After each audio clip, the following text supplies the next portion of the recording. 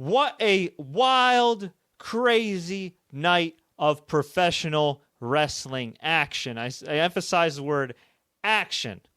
We saw a AEW World Champion crowned. We saw an insane amount of violence. We actually saw an AEW show that I believe was actually longer than SummerSlam. And we saw the final pay-per-view before the AEW on TNT era and before the era of the Wednesday Night Wars. AEW on Wednesday nights on TNT versus NXT Wednesday nights on USA Network. And we're here to recap all of that from top to bottom. What's up, folks? My name is Fred Richani. This is TSC. We cover pro wrestling news, have interviews, reviews, and everything in between. If you're new here, please consider subscribing. Whew. We just had our main event. Chris Jericho taking on the Hangman Adam Page. And it was Chris Jericho who defeated the Hangman with the Judas Effect spinning elbow, shades of Johnny Bones Jones, pinning him clean in the middle of the ring. 1, 2, 3. And Chris Jericho is your official first ever AEW All Elite Wrestling World Heavyweight Champion. Now, this was a pretty damn good match, but in a very, very tough spot, and I'll tell y'all why. Unfortunately, this had to follow the Young Bucks versus the Lucha Brothers, who absolutely, positively killed it and left it all out there in the freaking ring the match before.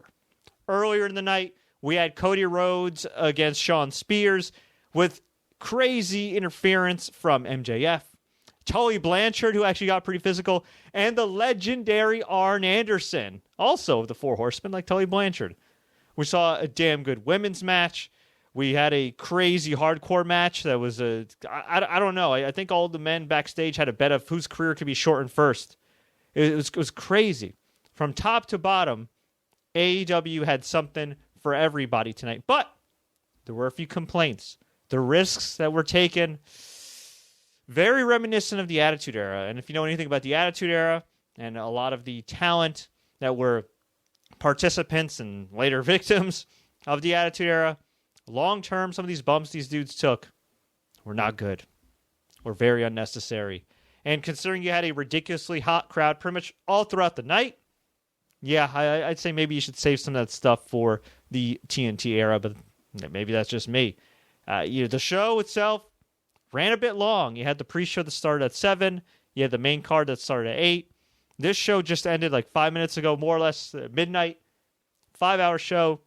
Pretty damn long. So, yeah, there were also a few production snafus here and there, but all things considered, for a company that's run, 5 or 6 shows? Let's see, what did they run? They ran Double or Nothing, Fight for the Fallen. They ran the video game, the Fighter Fest, whatever it was called. And this is like their 4th event, I think. Like 4th or 5th event. Not bad. Selling out arenas. Hot crowd. A lot of buzz. Got a TV deal. There's a lot of criticism. There's a lot of praise. But I think everybody has to remember something. AEW, just 9 months in since they formed in January, at least officially formed and were established publicly. In 9 months, they are more ahead than Impact Wrestling has ever been and ROH has ever been when it comes to being actual competition to WWE. And now that could all change within a year from now, 2 years from now. We don't know how this TNT deal is going to shake out, but Tony Khan, Shad Khan, the Jacksonville Jaguars ownership group, they got a lot of money. They got a lot of resources. They got a lot of connections, and they got a whole lot of talent as we saw tonight. But it's a lot of talent that's also unproven on the big stage. But that's what makes it exciting to me. I'm old enough to remember when WCW was clicking on all cylinders. I'm old enough to remember reading about ECW and PWI. I'm old enough to remember ECW on TNN, which I watched as a kid and was very confused because, a 9-year-old Fred's not going to understand, New Jack and Tommy Dreamer going through flaming tables and stuff like that. But still, okay, I'm old enough to remember that. Hell, I worked with Spike TV during the time when TNA countless times squandered opportunities to be viable competition. I started this website back when ROH got an HD net which is now Access TV. And everybody thought, oh, that's the next step for ROH. They're going to step it up. And never happened, even with the ownership of Sinclair Broadcast Group having God knows how much money. So AEW right now is presenting something for a lot of longtime fans like myself that we have not seen in about, 20 years? It's been a long time. So I'm excited to see what happens, but enough all that. Let's get to the pay-per-view itself. There was no CM Punk. A lot of people were asking me in the live stream, did CM Punk show up? He did not show up, so sorry, y'all. He did do a Q&A at StarCast, which is like the fan fest that's linked to All Out, but he did not actually appear. And he said he's happy not wrestling. He'll listen to anybody when it comes to having a conversation, whether it be Triple H, Vince McMahon, Tony Khan, whomever, but he's ready to just go on vacation and hang out with his wife. So, hey, I could live with that. Okay, so here's what we had on the pre-show. I missed parts of this show just because my internet decided to crap out. Also had a prior engagement, so it was kind of going back and forth, but was able to catch most of this card. But I was able to watch most of the Battle Royal. This was the 21-woman Casino Battle Royale, where the winner received a match for the inaugural AEW Women's Title. Nyla Rhodes won this. She was super dominant. She came off like a huge star. There were some surprises here. Mercedes Martinez, Emma, a.k.a. Tenille, who recently debuted on Impact Wrestling. Kind of weird, though, because Tenille just kind of seemed like an afterthought. And, she's a pretty big star, former WWE superstar and everything. Pretty underrated, in my opinion. Just kind of got eliminated like nothing. Eva Lise of Lucha Underground and OG FCW pre-NXT fame. She appeared in the Battle Royale as well. This was a pretty fun match, I'd say. A little all over the place, but pretty good. Dr. Britt Baker got her spots in. Great to see her back, bouncing back from a concussion. Brandi got eliminated like it was nothing. I thought she lasted a little bit longer.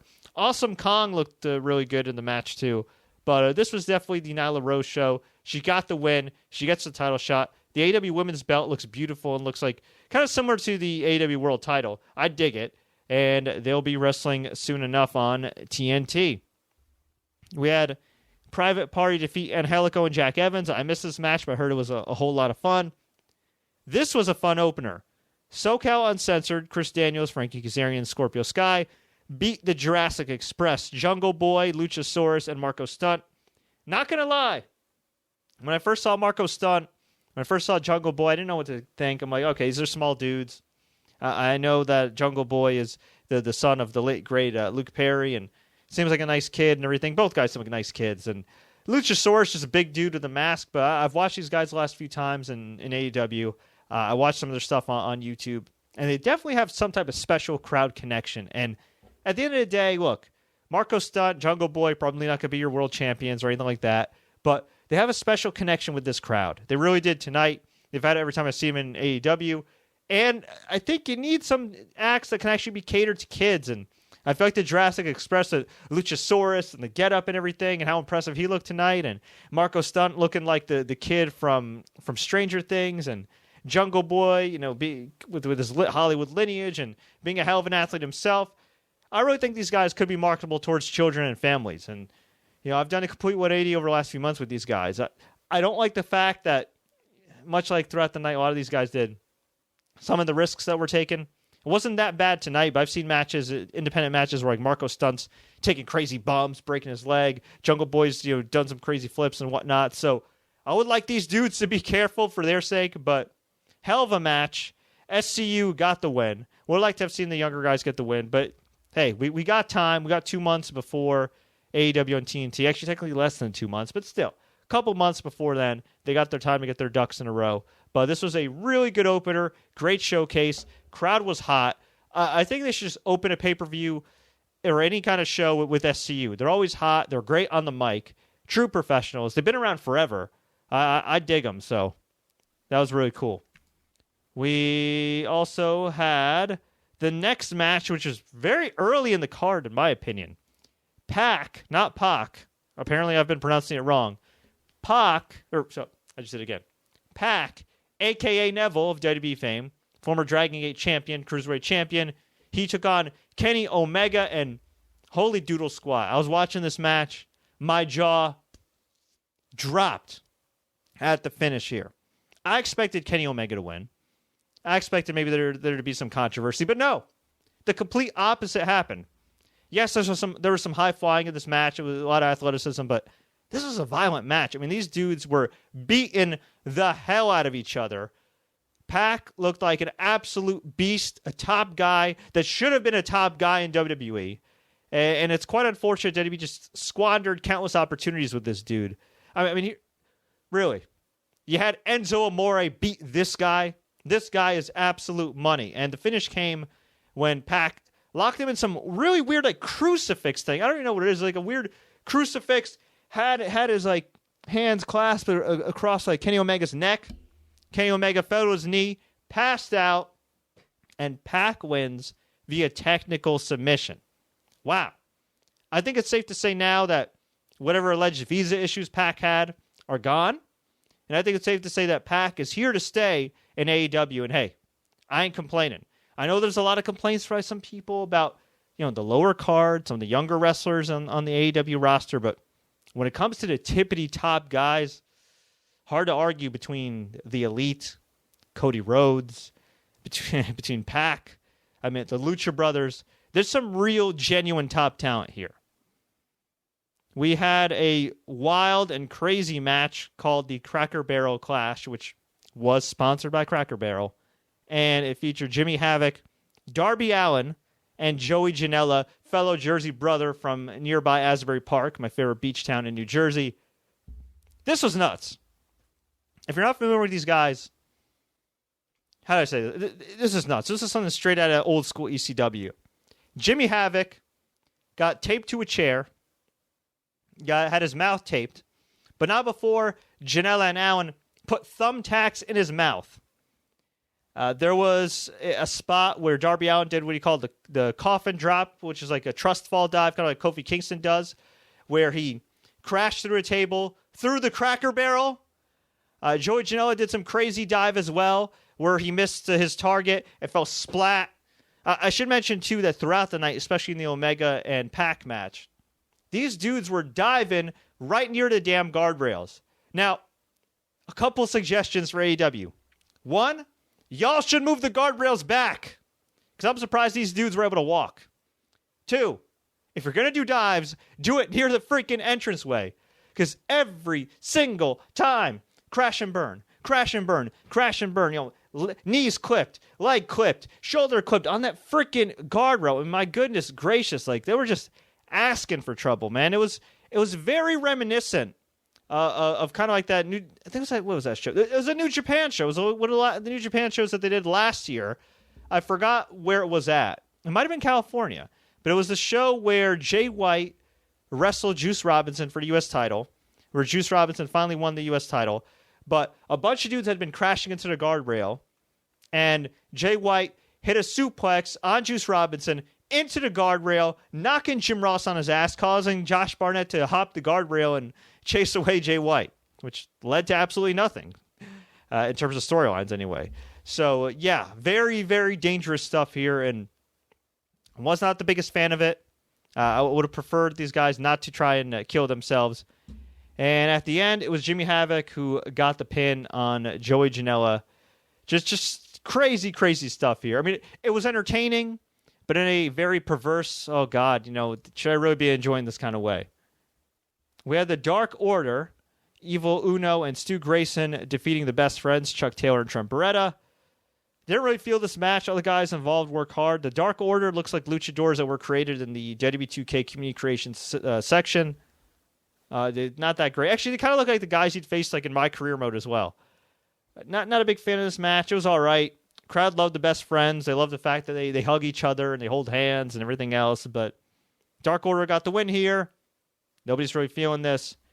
So because they won, they received a first round bye in the AEW World Tag Team Title Tournament. But the way that was explained on TV and online was they received a bye to the first round of the Tag Title Tournament.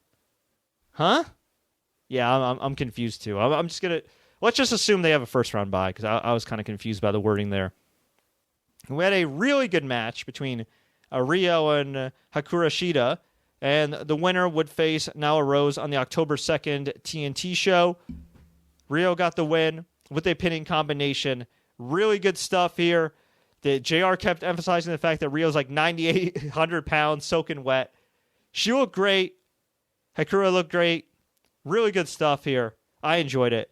Oh, Christopher Rose, thank you for bringing this up here on the live stream. So, after the Best Friends match, Orange Cassidy, who is the newest AEW signee, whose gimmick is, I guess, a guy from Greece or Riverdale that doesn't care about anything, appeared in the ring, did a dive while having his hands in his pockets, came back in the ring with his hands in his pockets, got a big hug, crowd popped huge. Now, I'm not going to lie, I don't get the gimmick. I mean, I get it. He's a guy that doesn't care. Why I should care about a guy who doesn't care, I don't know. But I will say this. He's got a great look. He's got a swagger about him. Crowd really likes him. And I'd like to assume that the dude can actually wrestle because Cody Rhodes and the guys signed him. These guys happen to have a good eye for talent. And yeah, I would imagine he didn't get bookings overnight just by being this cool guy. I'm sure he has to be able to work. I'd like to at some point be able to see him actually have a real wrestling match. But, you know, I think in small doses he's fine. If he's a dude that's winning one of your secondary titles, assuming like AEW has like a United States or Intercontinental title, I don't know about that. But you know what? In terms of variety, if you want to make it a buffet, as Cody says, I think he's fine. Chris Rose also says, I swear Pac almost broke his foot on, or Pac, it's going to take me some time to get used to that, almost broke his foot on the guardrail. Yeah, that looked rough. Really rough.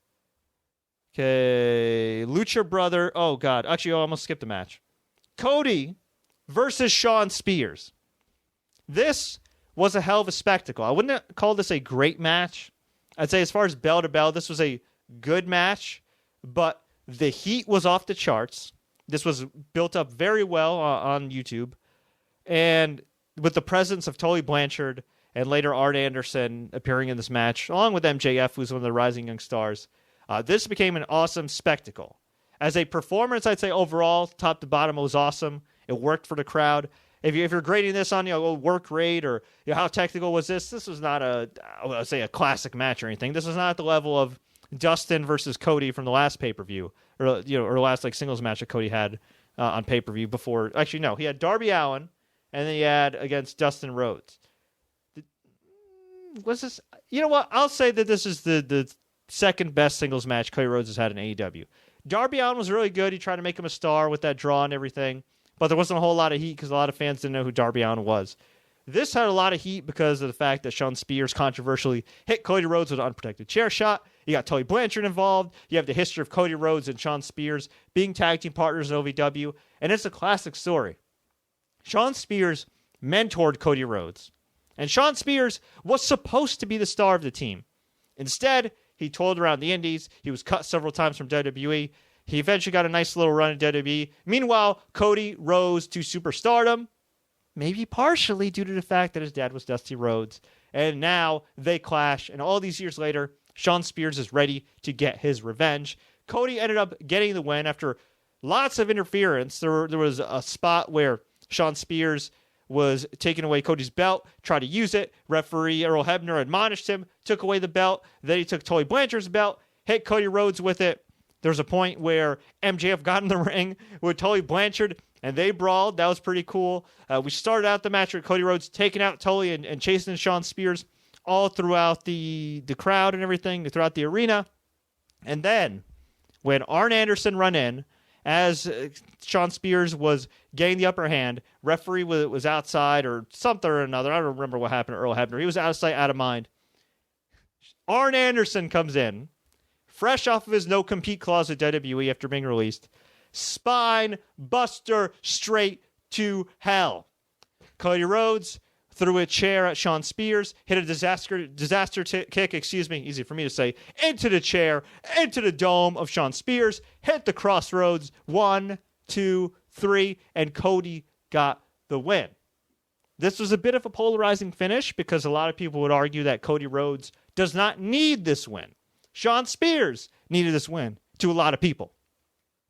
That being said, Cody Rhodes is one of your top guys. We are a couple months away from TV. I think it makes sense to keep him strong. You know, you can always reheat Shawn Spears when you get to TV. So I didn't mind this finish too much. I mean, technically, Sean Spears maybe needed to win more, but hey, it worked for the crowd. Cody's a huge star. Chris Jericho's going to need some challengers. And that was that, but hell of a spectacle. And this is the thing I like about Cody matches. He doesn't always take the biggest risks. He doesn't always do the biggest high spots. Okay, his matches aren't always the flashiest, but they more often than not, at least in recent years, whether it be in NJPW, ROH, and now AEW, they almost always have the loudest crowd reactions. And I think a lot of guys and girls in AEW, and definitely outside of AEW, whether they're in a major promotion or not, can watch and learn from Cody and the way that he's built up his matches and gain that genuine crowd connection. And it's funny to think just a few years ago, WWE let this guy go because they thought he wasn't a star. They wouldn't even give him a chance to be a main eventer. They didn't even do like a 1 month run, a 2 month run where he's like a world title challenger. Baron Corbin got a 2 month run of being a world title challenger on Monday Night Raw. But Cody Rhodes can't even get one title shot, one-on-one, in his WWE career in 10 years. How crazy is that? Well, it is what it is, right? We got AEW. All right. We had...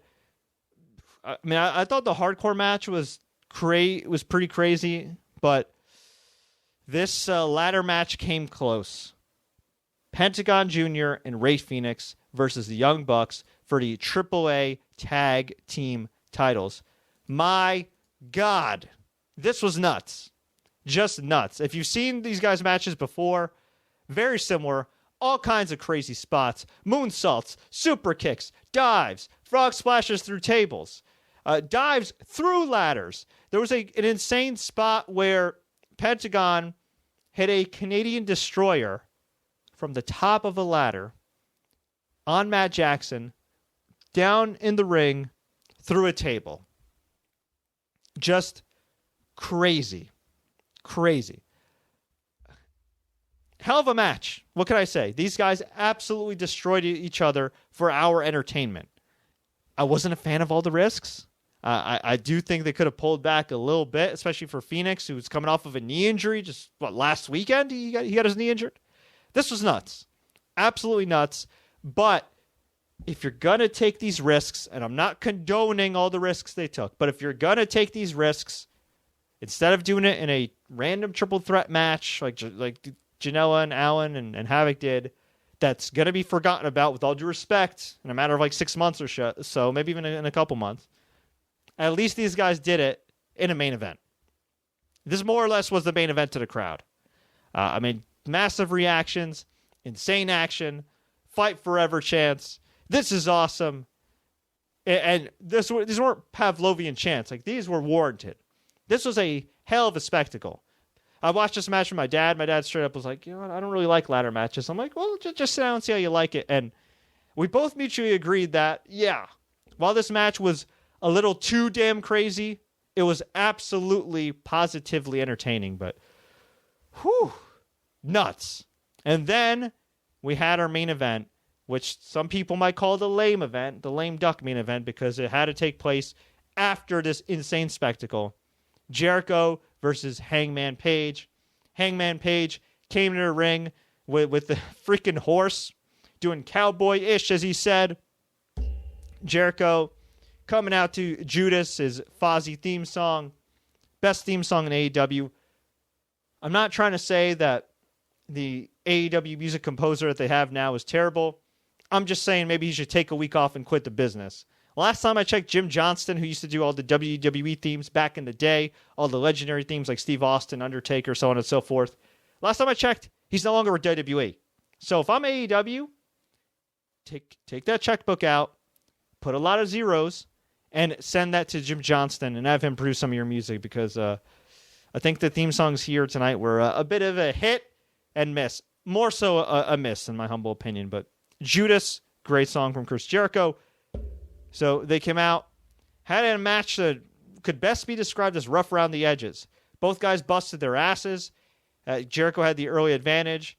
Hangman Page was doing his trademark Hangman Page stuff, diving, hitting the springboard clothesline. Man, just really busting his ass to try to get a good crowd reaction here. It was tough, though. This match was a bit of a struggle because the crowd was tired. It was already past the 11 o'clock hour. Jericho got busted open as well. I'm assuming that he wasn't supposed to get busted open. Either that or maybe he was supposed to blade and he bladed the wrong way.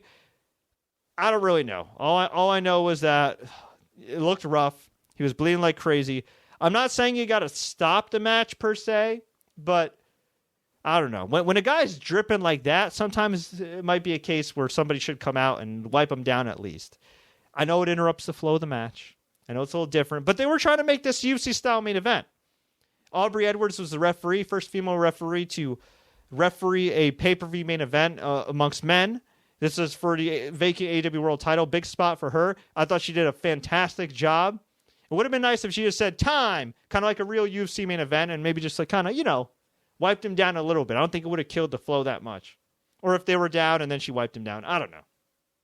Just because it looked bad, it looked like it was the hard way. It didn't look like it was something that was planned, could have affected his vision, things like that. Also, too, before the match, they had Aubrey Edwards, the referee, on the microphone saying, we want a good, clean fight, protect yourselves all the time. It's very similar to what they do in UFC. So if you're going to copy UFC, maybe you take the same approach with cuts. But damn, this was definitely, again, a hell of a spectacle. Hangman Adam Page hit the buckshot, hit all his trademark moves. Jericho kept kicking out.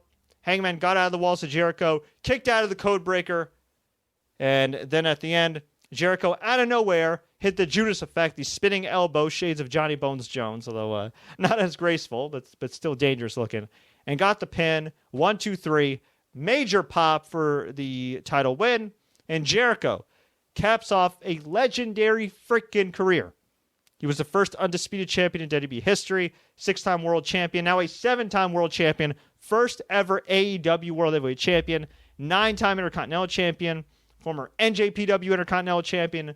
I mean, the guy's had titles on top of titles, headline WrestleMania, has headlined Survivor Series, has headlined some of the biggest pay-per-views of all time, and here he is now, at the ripe young age of 48, your world heavyweight champion for AEW.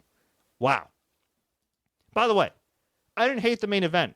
I really did like it. I'm just pointing out the fact that these guys were in a really tough spot. And I think, not that the world title match should have taken place before the tag title match, but I think if this took place earlier in the show or at a more reasonable time for wrestling fans, this would have been received better. But as far as the match goes, like bell to bell, I thought it was a damn good match, well-worked match. Everything looked snug. I mean, it was violent. Okay, this looked like a real fight.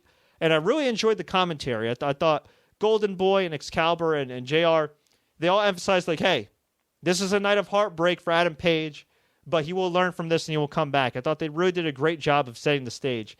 Throughout the night, a little rough to be JR, though, because he clearly did not like the hardcore stuff. He didn't like a lot of the high spots and everything. Honestly, I can't blame him. Darby Allin almost killing himself with that coffin drop. Yeah, not for everybody. But overall, I got to say, All Out had something for everybody. I give it a thumbs up. A little too long. Some production snafus I think that might have been my internet more, but I did have some issues before my internet went out with like the BR Live feed, so that's something they got to work on. But nothing too crazy. The only real other snafu I could think of was Joey Janela when he did that dive on the outside. I think Havoc missed and Janela just went splat. The camera caught it late, so that was rough.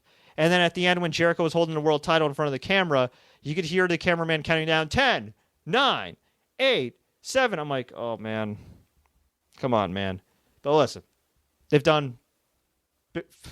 barely done any shows. They're already selling out arenas. They got a freaking TV deal with TNT. Granted, it's an ad-supported TV deal, so I don't believe they're actually getting any real money out of this deal outside of what they get in ad revenue for the time being. But, yeah, they're doing all right for themselves. They got a whole lot of momentum.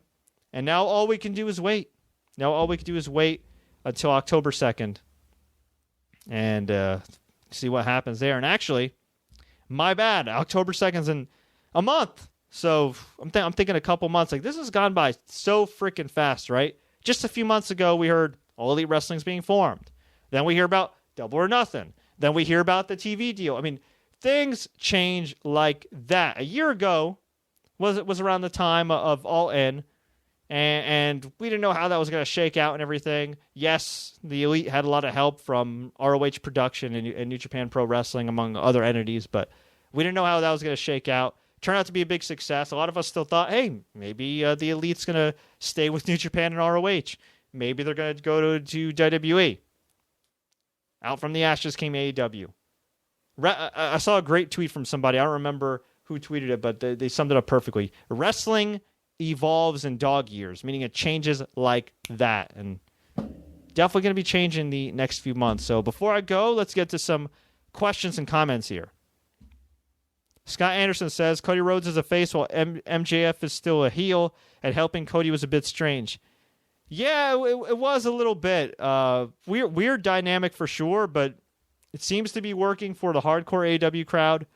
That's the thing I'm curious about. A lot of these acts are working very well for the hardcore AEW crowd, the hardcore wrestling fan. How are they going to translate to AEW on TNT to a more mainstream audience? That remains to be seen.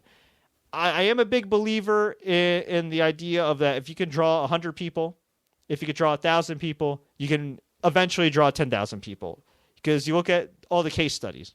Kevin Owens, CM Punk, Daniel Bryan, Seth Rollins when he was Tyler Black, Samoa Joe, among other guys. You see a lot of these guys that came from the independents that eventually transitioned to WWE. They all became big stars. Now, some of them in today's era, like Kevin Owens, aren't really put in a position to be big draws or booked like big draws because it seems like WWE's incapable of booking top baby faces consistently these days. But he's held his own. He's sold merch. He's done very well. Seth Rollins has done very well for himself. Like, it's like CM Punk and Daniel Bryan are like the best examples of those guys that kind of broke the barrier. You know, a lot of people said, oh, they're too small, or there's indie geeks or whatever.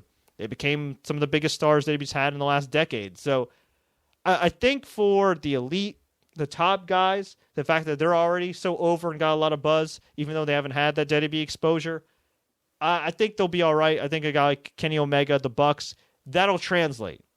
What might be tougher is some of the other acts, the younger guys, again, like the Jungle Boys, the Marco Stunts, the Darby Allins, the Joey Janela's, guys like that. But you look at Joey Janela, say what you want about the guy's style and taking the crazy risks. He's drawn some of the biggest independent crowds in the country, being essentially a self-promoter. I mean, he works at Game Changer Wrestling, a few other promotions, but more or less he's drawing based on his name value. Usually these shows are like Joey Janela's Lost in New York, Joey Janela's Spring Break, Joey Janela's this or that. So he's proven that on a small level he can draw, which, again, is more than a lot of independent promotions can say over the years. I mean, think about it. A few years ago, it was inconceivable that Ring of Honor could even do 5,000 to 6,000 people. A couple years back, they did that due to the Hardy Boys, due to the Elite, and everything else. A few years ago, MSG being sold out by New Japan Pro Wrestling? Are you kidding me? Look what happened. A few years ago, Dave Meltzer said, I don't think ROH or any independent group can draw 10,000 fans to arena. That's all changed. The game has changed, folks, and time will tell. I think NXT UK TakeOver had a much better flow. I don't know. It was a bit. I think it was a shorter show. I really did enjoy the Tyler Bate and Walter match. Walter retained the UK title against Tyler Bate. I did think that match went a little long. Some people might hate me for saying that. I think it went a little long.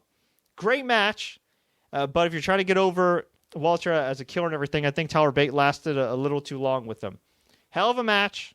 Worked for the crowd. Overall, most people liked it. But I remember I was getting ready because I had a prior engagement I had out to. Then I was in the car on the way. My sister was driving, so I'm like, all right, I'll catch this match on my phone. That drive. So I was getting ready. It was like 20 minutes. Then I was driving. That was like 15, 20 minutes. Match was felt like it was still going on. It was crazy, but hell of an effort. And you know what? They did a super long match, a hard hitting match in the main event of pretty much an NXT UK TakeOver pay-per-view, right?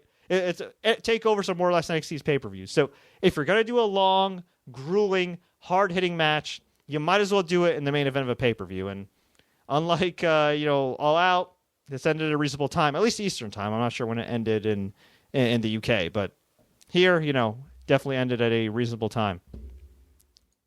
What do you think about Cody Rhodes going over? I'm fine with it. I don't have a huge issue with it. Again, they have time. Look, they have TV. They still have a huge social media presence. I think time will tell, but I think they'll be fine for now. I really do. Who do you think is the top guy in AEW right now to eventually become world champion? I mean, Hangman Page. I think Hangman Page. He's clearly right now in that position. The other guys, I'd say MJF down the road. He's still young. I'd give him some time, but he's a great prospect. I really like Pentagon Jr. I know he's in the tag team with his brother Phoenix, but as a singles competitor in Lucha Underground Impact Wrestling, he's always shown massive potential to me. He's the guy I think that could definitely transcend with that audience. Forgot to mention, too, by the way, that LAX appeared and attacked everybody after the Bucks match, and they are officially a part of the AEW roster now. I don't think they can use the LAX name. I guess Impact wanted to keep it, but definitely a great signing for your tag team division. So overall, I got to say, thumbs up for All Out. I wish them the very best, AEW the very best. And I think it's time to get on out of here. But folks, if you enjoyed this recap, if you enjoyed the show, please like, share, take care, leave a comment below. We'd love to hear from you. We got a lot of content coming up I think you'll like. I just did an interview with New York Mets All-Star Jeff McNeil with his team currently in a heated National League wildcard playoff race, so definitely check that out. We got some more pro wrestling stuff coming your way. So until next time, everybody, take care, like and share. Please don't forget to subscribe and enable notifications for more updates like this. And as always, enjoy the matches.